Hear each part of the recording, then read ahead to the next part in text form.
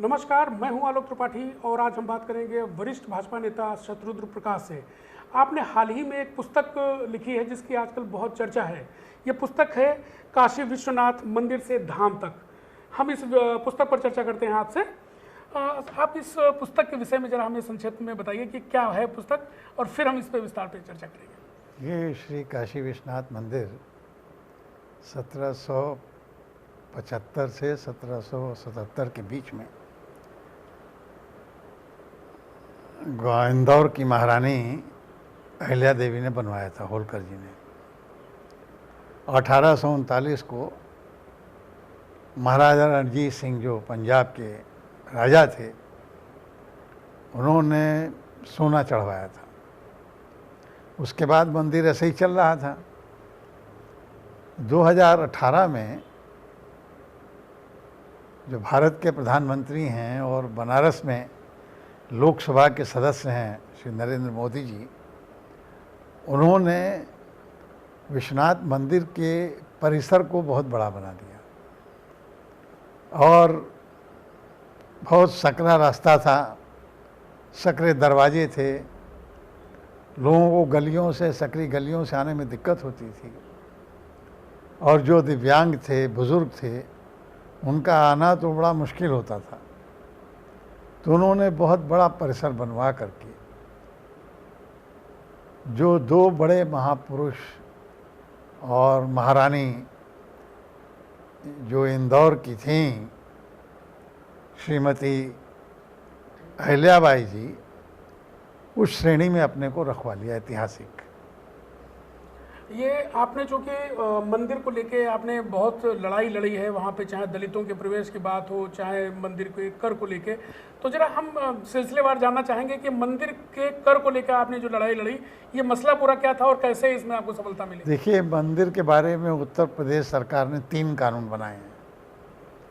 एक कानून बना 1956 में, दूसरा बना 1983 में, तीसरा बना 2018 में।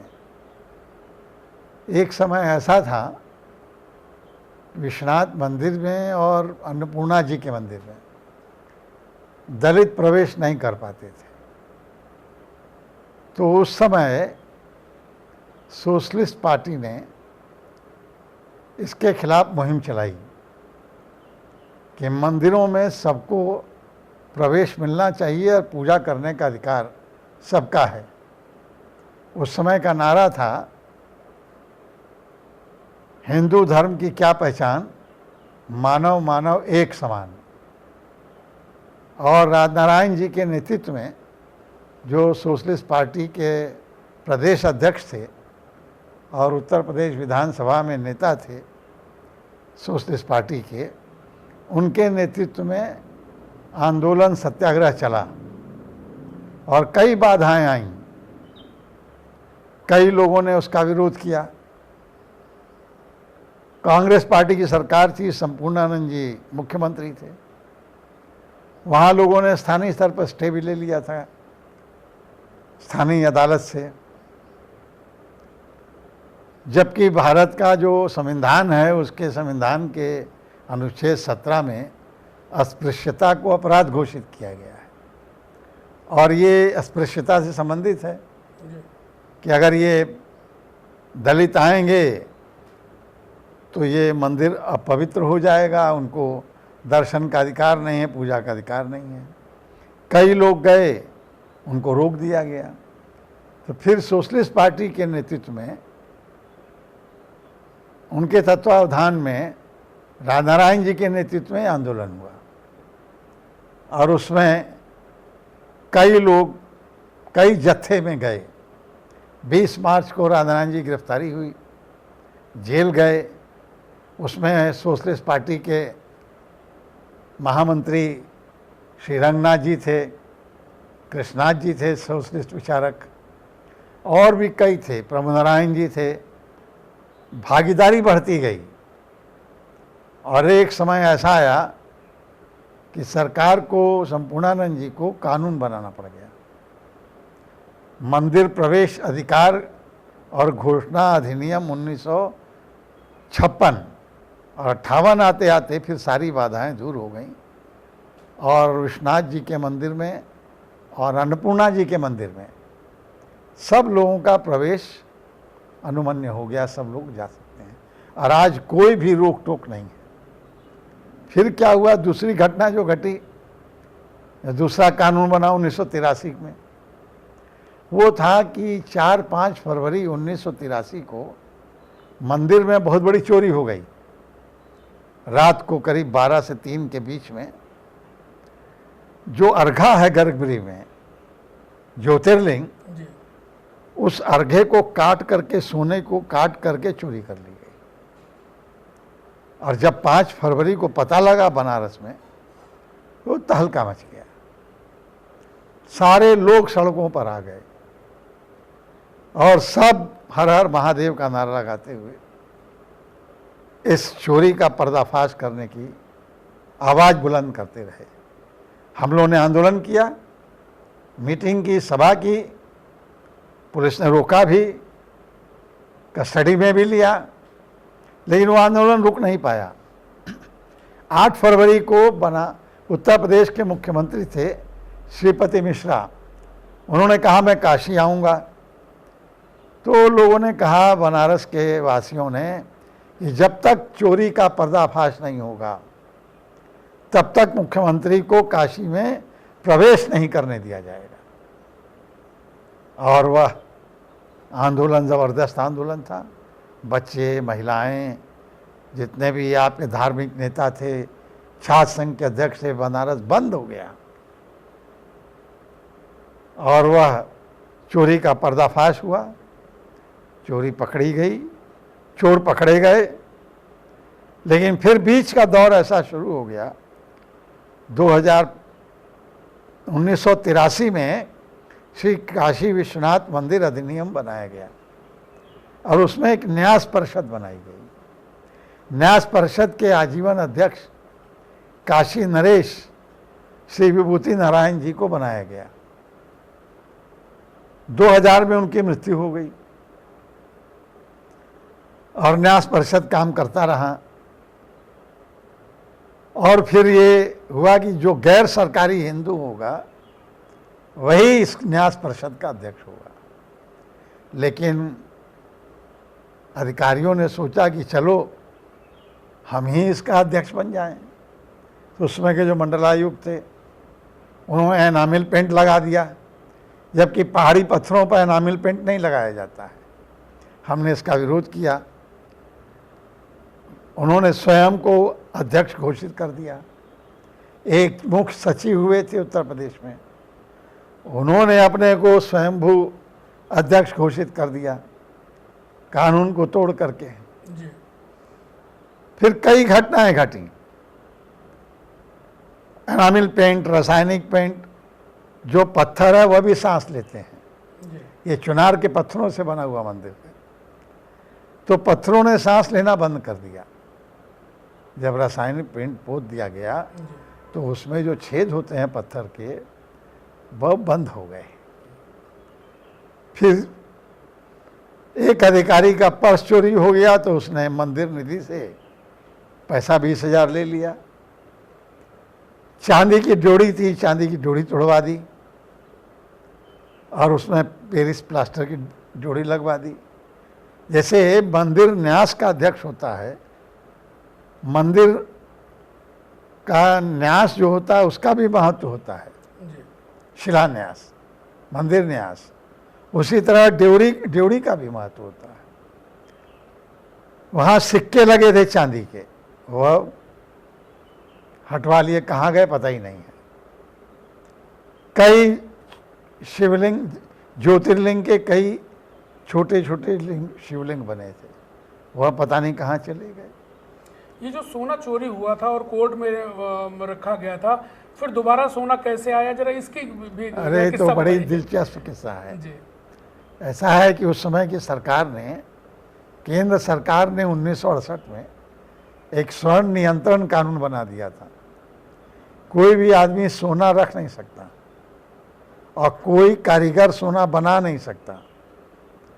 कोई भी सोने का व्यापारी सोने का संचय नहीं कर सकता है, खरीद बिक्री नहीं हो सकती है।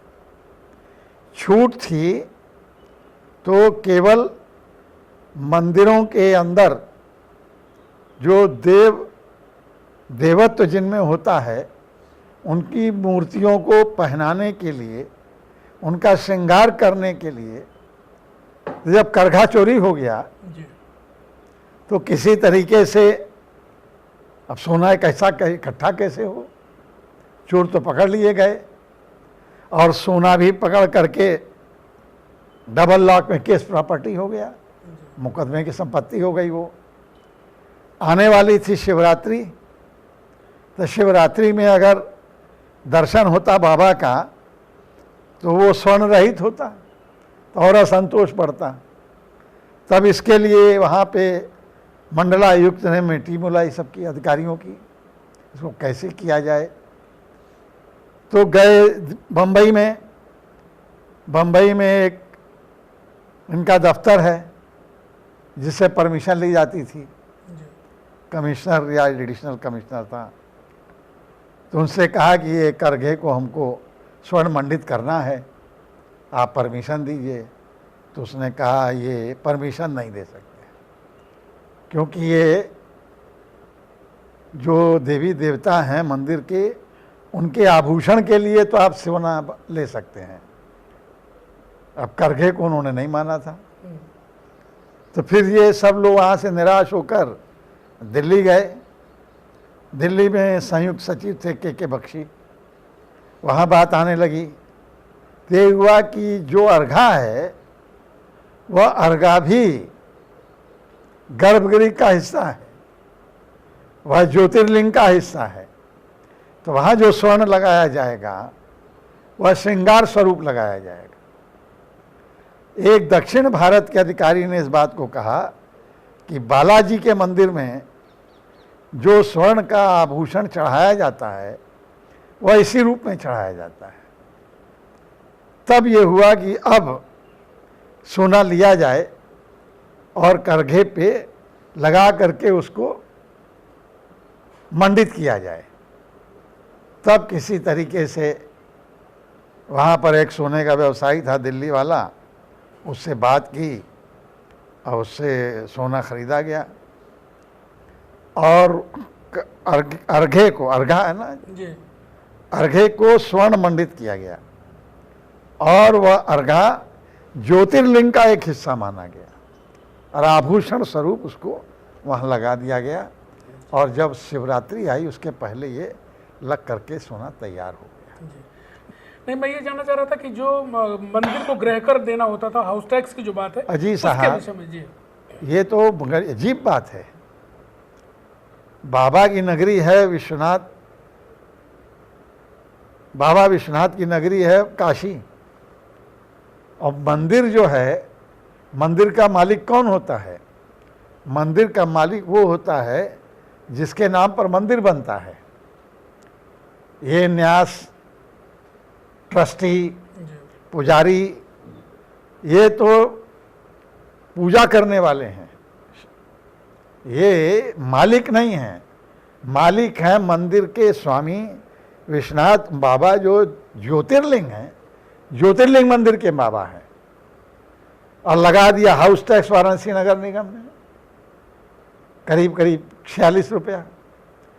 तो हमने विरोध किया इसका 2011 में, ये कैसे हो सकता है। और उत्तर प्रदेश नगर निगम अधिनियम 1959 की धारा 177 में लिखा हुआ है, वह भवन और भूमि गृह कर से उन्मुक्त होंगे जो पूरी तौर पर उपासना के लिए उपयोग में लाए जाएंगे। और उसके पहले जो अधिनियम बना था अंग्रेजों के समय में 1914 या 1919 में, उसमें भी यही नियम था, यही अधिनियम यही था, यही व्यवस्था थी। लेकिन बलिहारी है नगर निगम वाराणसी को, हाउस टैक्स लगा दिया। तो हमने विरोध किया और उसका हाउस टैक्स ख़त्म कराया। और उसी का नहीं, मंदिर का अन्नपूर्णा जी, जो कि बाबा की पत्नी हैं, शिव जी की पत्नी है पार्वती, पार्वती का बनारस में जो स्वरूप है वह अन्नपूर्णा के रूप में है। और ये आशीर्वाद है अन्नपूर्णा माता का कि काशी में किसी को भूखा नहीं सोने देंगे। और उस पर भी लगा दिया। फिर केदारेश्वर, काशी 3 भागों में बटा हुआ है, ओंकारेश्वर, विश्वेश्वर और केदारेश्वर। तो विश्वेश्वर का तो हटाया, केदारेश्वर का लगा हुआ था, तो केदार जी के मंदिर को भी उन्मुक्त कराया गया कि ये इस पर लागू नहीं होता है। फिर उसके बाद संकटा जी का मंदिर, फिर गोपाल जी का मंदिर, ऐसे न जाने कितने मंदिर हैं जिन मंदिरों पे इन्होंने गृह कर लगा दिया था। बाबा विश्वनाथ को काशी के में रहने पर क्या हाउस टैक्स देना पड़ेगा? ये तो अजीब बात है, ये नियम विरुद्ध बात है। तो उसको हाउस टैक्स उसका ख़त्म कराया, उसका जलकर भी ख़त्म कराया, इन मंदिरों का भी हाउस टैक्स ख़त्म हुआ। तो ये बनारस जैसे शहर में, काशी में, जहाँ बाबा कुलाधिपति के रूप में मौजूद हैं, जहाँ बाबा के नाम पर कहते हैं कि कंकड़ भी शंकर है, वहाँ बाबा के रहने पर, बाबा के निवास स्थान पर बाबा के ऊपर गृह कर लगाया जाता था। तो इसका विरोध किया और पहले तो नहीं मान रहे थे, लेकिन बाद में जब हुआ कि बड़ी तेज ये आंदोलन हो जाएगा, जन आंदोलन हो जाएगा, तब उसको उन्मुक्त किया गया। अब नरेंद्र मोदी जी के बनारस से चुनाव लड़ने के बाद और जो काशी विश्वनाथ कॉरिडोर का निर्माण हुआ है, इसको आप कैसे देखते हैं और क्या वहाँ पे बदलाव आया है? ये काम तो ऐतिहासिक है। जब जब विश्वनाथ मंदिर का इतिहास पढ़ा जाएगा, तब रानी अहिल्याबाई होलकर, महाराजा रणजीत सिंह, और उसमें तीसरा नाम जुड़ जाएगा भारत के प्रधानमंत्री श्री नरेंद्र मोदी का।